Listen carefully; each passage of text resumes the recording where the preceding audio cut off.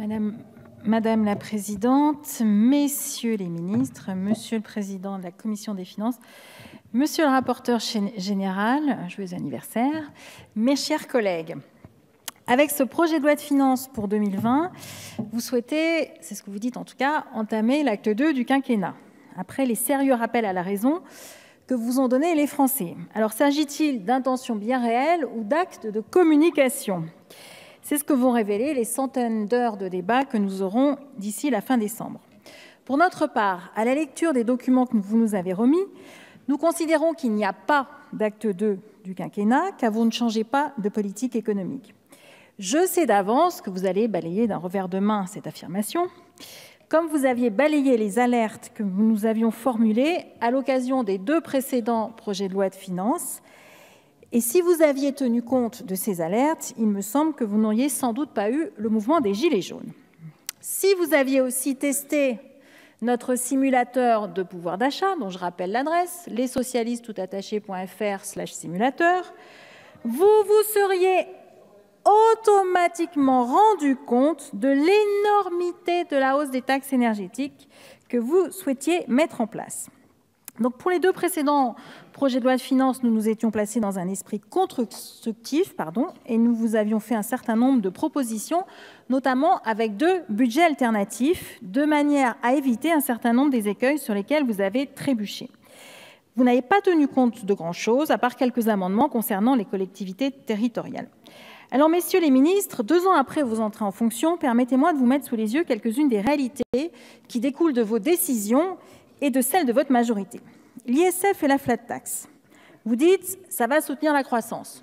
En 2017, la croissance était de 2,2%, et en 2019, elle tombe à 1,4%, et même 1,3% dans le projet de loi de finances de l'année prochaine.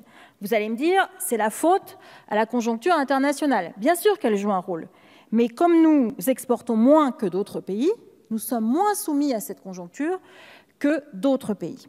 Deuxième question, vous nous avez dit, suppression de l'ISF, ça va servir à augmenter l'investissement dans les PME. Alors, je vais vous donner 3 chiffres, messieurs les ministres, qui prouvent que ça a reculé. La BPI, dans son rapport du mois de septembre dernier, indique un recul de 8% de l'investissement dans les PME. Deuxième indicateur, l'Association française pour la gestion financière et l'Association des investisseurs pour la croissance, France Invest, observent en 2018 un recul de 67%, je répète, 67% par rapport à 2017, des collectes dans les FIP, les fonds d'investissement de proximité, dont l'actif est composé au minimum de 70% de PME, et les FCPI, qui sont des fonds communs de placement dans l'innovation, qui sont investis dans des PME de moins de 2000 salariés. Troisième volet, le rapport d'évaluation du Sénat indique aussi une chute de 38% des investissements fiscaux des particuliers au capital des entreprises solidaires. Donc vous voyez, mes chers collègues de la majorité, vous nous aviez dit « ça va relancer l'investissement dans les PME », nada. Les chiffres sont là, vous pouvez ne pas les regarder, vous pouvez dire qu'ils sont faux, mais ils sont là. Troisième, dans le fond, ils ne sont peut-être pas complets, mais ils sont là. Ils sont là. Quand vous avez une chute de 67%, je répète, une chute de 67% entre 2018 et 2017, vous pouvez dire que ça n'existe pas. Comme vous disiez l'an dernier, vous m'aviez dit que la hausse des taxes énergétiques, c'était faux. Et qu'est-ce que vous ont rappelé les Gilets jaunes? Alors, vous pouvez dire que les choses n'existent pas. Lorsqu'elles sont réelles, qu'elles sont chiffrées, qu'elles sont mesurées, au bout de 2 ans d'exercice, on commence à avoir des premiers indicateurs. Je continue. Je vais prendre le cas d'un étudiant qui, jusqu'en 2017, percevait 250 € d'APL par mois. Vous avez pris 3 décisions. En août, vous leur avez fait perdre 5 €. Après, vous avez décidé de ne pas revaloriser les APL au 1er janvier 2018 et la même chose au 1er janvier 2019. Au total, cet étudiant aura perdu, depuis juin 2017, 220 € de pouvoir d'achat. Vous pouvez dire que l'addition est fausse, mais si vous voulez, on la fera ensemble. Deuxième cas de figure également pour les 22 millions de Français qui ne payent pas l'impôt sur le revenu. Ces Français ont moins, quand ils sont célibataires, ils ont moins de 1 217 € par mois. Et si vous prenez un ménage, ils ont moins de 2 294 € par mois. eh bien ces 22 millions de Français ne verront pas la couleur de votre baisse de l'impôt sur le revenu. Ils n'auront pas un seul euro de pouvoir d'achat supplémentaire via cette baisse d'impôt qui leur passe sous les yeux, tout simplement parce qu'aujourd'hui, ils n'y sont pas assujettis. Mais mes chers collègues, vous ne pourrez pas dire qu'à 1 217 € par mois, on est riche. Troisième cas, les retraités. En 2018, près de 8 millions d'entre eux ont perdu en moyenne 600 € de pouvoir d'achat. C'est écrit dans le rapport du rapporteur général. Moi, je lis toujours le rapport du rapporteur général qui est passionnant. Donc là, vous pouvez dire que ce n'est pas vrai, mais je crois que vous aurez du mal à dire que ce n'est pas vrai. Alors en 2019, vous avez un peu rectifié la tendance sous la pression des Gilets jaunes, mais n'empêche qu'il reste encore 10 millions de retraités qui ont moins de 2 000 € qui vont perdre en moyenne 230 € de pouvoir d'achat sur l'année, tout simplement parce qu'il n'y a pas de revalorisation. Et pour les 4,2 millions d'autres qui gagnent plus de 2 000 € par mois, quand on prend pour un célibataire, la perte de pouvoir d'achat, elle tournera autour de 800 € par an.